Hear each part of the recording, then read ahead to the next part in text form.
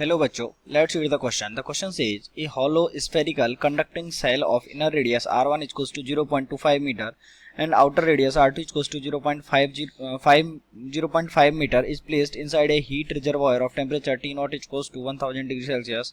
The cell is initially filled with a water at 0 degrees Celsius. The thermal conductivity of the material K is equals to 10 to the power 2 upon 4 pi watt per meter Kelvin and its heat capacity is negligible.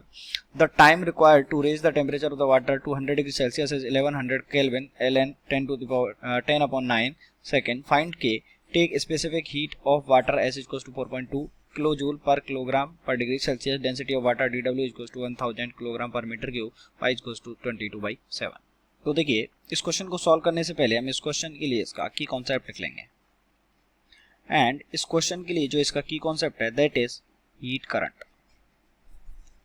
Okay and heat current ये क्या होता है? Heat current होता है क्या Q upon T. अगर ये इसको हम क्या लिख सकते हैं dQ अपॉन dt भी लिख सकते हैं. और ये कितना होता है delta T upon thermal resistance which is R.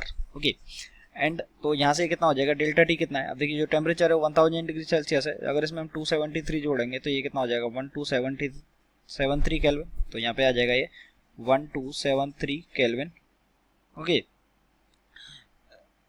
Kelvin. और यहाँ पे हमको बोला गया है कि हमको क्या निकालना है इसमें the time required to raise the temperature of the water to 100 degree Celsius. Point पे टेम्परेचर कितना हो जाता है? टी हो जाता है. टी अगर किसी पॉइंट पे टेम्परेचर टी केल्विन. ओके तो इन दोनों के बीच में जो टेम्परेचर डिफरेंस है जो करंट के लिए आएगा वो कितना हो जाएगा 1273 minus T upon R. Okay and we know that कि जो आर का वैल्यू है आर इक्वल्स टू कितना होता है? आर इक्वल्स टू होता है हमारे पास क्या एल अपॉन के ए. तो अगर हम डी आर निकालेंगे तो D R is goes to कितना हो जाएगा? मान लीजिए जो लेंथ थी यहाँ से ये कितनी थी हमारे पास x थी. ओके अगर ये वाली जो लेंथ है x है अगर इसका छोटा सा पार्ट लेंगे तो वो कितना हो जाएगा dx हो जाएगा. dx अपॉन के इंटू ए कितना हो जाएगा इसके लिए एरिया कि अगर ये किसी इस डिस्टेंस पे हमने लिया है तो यहाँ से कितना आ जाएगा ये x 4 पाई एक्स स्क्वायर. ओके क्योंकि जो एरिया होता है वो सर स्फीयर का वो कितना होता है 4 पाई आर स्क्वायर. तो ये हो जाएगा 4 पाई एक्स स्क्वायर. यहाँ से हमारे पास ये आ गया. अब अगर हम r निकालेंगे तो r निकालने के लिए हमको क्या करना पड़ेगा dr को इंटीग्रेट करना पड़ेगा. कहाँ से कहाँ तक? r1 से लेके r2 तक. ओके इस वाले पॉइंट तक क्या है ये r1 है और इस वाले पॉइंट तक क्या है r2 है. तो r1 से लेके r2 और यहाँ से हमारे पास कितना आ जाएगा ये हो जाएगा 1/4 पाई के एक्स स्क्वायर dx. तो यहाँ से हम इसको सॉल्व कर लेंगे. ओके तो जब इसको सॉल्व करेंगे तो यहाँ से जो r का वैल्यू है वो हमारे पास r का वैल्यू आ जाएगा कितना 1/4 पाई के तो बाहर आ गया. ओके अंदर कितना बच गया 1/x स्क्वायर का इंटीग्रेशन माइनस 1/x और यहाँ पे आ गया r2 और यहाँ पे आ गया हमारे पास r1. तो r का जो वैल्यू है दैट इज 1/4 पाई k का वैल्यू हमको क्वेश्चन में गिवन है कितना 10 स्क्वायर अपॉन 4 पाई इंटू यहाँ पे कितना बच जाएगा यहाँ पे आ जाएगा हमारे पास ये यहाँ पे हमारे पास कितना आ जाएगा ये आ जाएगा 1/r2 माइनस 1/r1. तो इसमें वैल्यू पुट कर देंगे r इक्वल्स टू यहाँ पे कितना आ जाएगा 1 ये हो गया 10 स्क्वायर 1/r2 माइनस 1/r1 है. ओके इसको 1/r2 माइनस 1/r1 तो यहाँ पे हमारे पास कितना आ जाएगा ये आ जाएगा r1 माइनस r2. तो यहाँ से सॉरी एंड एक माइनस आगे चल रहा है तो ये माइनस इसमें मल्टीप्लाई हो जाएगा तो यहाँ पे प्लस आ जाएगा. तो वही हो जाएगा क्या यहाँ पे हमारे पास आ जाएगा ये r1 माइनस यहाँ से हमारे पास आ जाएगा ऊपर तो आ गया r1 माइनस r2 और r1 कितना है 0.25 सॉरी ऊपर आ जाएगा r2 माइनस r1 आएगा. तो यहाँ पे कितना है r2 0.5 minus 0.25 divided by r1 r2 which is 0.5 into 0.25. तो यहाँ से जो r का वैल्यू कैलकुलेट करेंगे हम वो आ जाएगा 1/50. ओके यहाँ से हमारे पास r का वैल्यू आ गया रेजिस्टेंस का 1/50 थर्मल रेजिस्टेंस का. हमको क्या करना है देखिए अब इसको जस्ट जो हमने पहले फॉर्मूला निकाला था उसमें वैल्यू पुट कर देनी है. तो i इक्वल्स टू क्या था q अपॉन टी और q कितना होता है ms डेल्टा टी. तो डेल्टा टी को हम क्या लिख सकते हैं dt अपॉन ये टेम्परेचर है और नीचे क्या है टाइम है.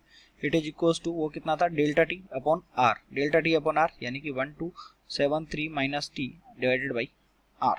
ओके अब हम क्या करेंगे dt की सारी टर्म को इधर ले आएंगे तो यहाँ पे आ जाएगा dt कितना कितने से कितने तक था 0 से लेके और यहाँ से हम कितने तक लेके आ रहे हैं इसको 0 से लेके 100 डिग्री सेल्सियस तक लेके आ रहे हैं. तो 100 डिग्री सेल्सियस में अगर हम 273 ऐड करेंगे तो ये कितना आ जाएगा 373।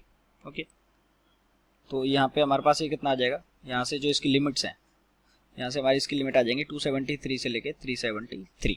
ओके, 273 से लेके 373 और यहाँ पे आ गया dt upon 1273 minus T, it is equals to integration from temperature, time है 0 से लेके t, ये हमको निकालना ही है, तो dt अपॉन MSR।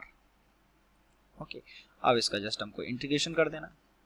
तो जब इसका इंटीग्रेशन करेंगे तो इसका 1/t का कितना हो जाएगा ln t, और t के आगे माइनस है तो ये आ जाएगा minus of ln of 1273 minus t, और इस पे जो पावर है वो कितनी आ गया, जो लिमिट्स हैं वो 373 और यहाँ पे lower limit 273, it is equals to, यहाँ पे आ जाएगा ये टेम्परेचर, इसका लिए तो सिर्फ t हो जाएगा, तो ये आ जाएगा t अपॉन MSR।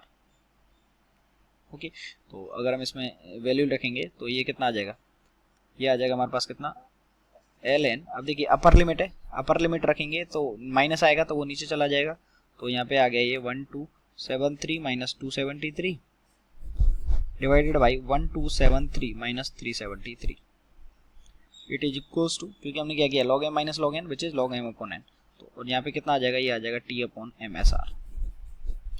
तो जो टाइम का वैल्यू है वो कितना आ जाएगा, ये आ जाएगा MS into R into LN, ऊपर तो कितना हो गया 1000, नीचे हो गया 900 यानी कि 10 अपॉन 9। तो अगर इसको हम सॉल्व करेंगे तो m इक्वल्स टू कितना हो जाएगा, देखिए m इक्वल्स टू हो जाएगा रो इंटू वी। ओके, तो ये कितना आ जाएगा रो इंटू वी कितना होता है 4/3 इंटू पाई, और ये कितना हो जाएगा टोटल मास यानी R1 क्यूब, आउट जो सॉरी अंदर वाला मास, तो ये हो जाएगा R1 क्यूब। तो इसमें वैल्यू पुट कर देंगे तो यहाँ पे हमारे पास आ गया MSR, यानी कि यहाँ से हमारे पास ये आ गया जो यहाँ पे जो इसका मास था, रो भी लिखेंगे तो रो कितना है 1000 into volume 4/3 into pi into R cube, R1 cube, R1 कितना है 0.25, तो ये कितना आ जाएगा 0.25 का क्यूब इंटू MS और R का वैल्यू कितना था 1/50, तो इंटू 1/50 इंटू यहाँ पे कितना आ जाएगा ln 10/9,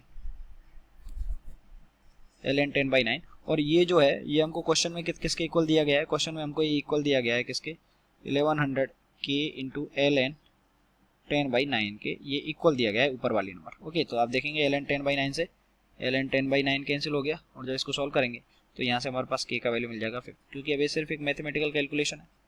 तो यहाँ पे हमको जो इसका वैल्यू है, यहाँ से 20 से 20 कैंसिल कर सकते हैं हम लोग, तो k का वैल्यू हमको मिल गया 5, और ये हमको पूछा गया है कि क्वेश्चन में k का वैल्यू है वो कितना होगा, तो k का value 5। I hope you understood it well, best of luck.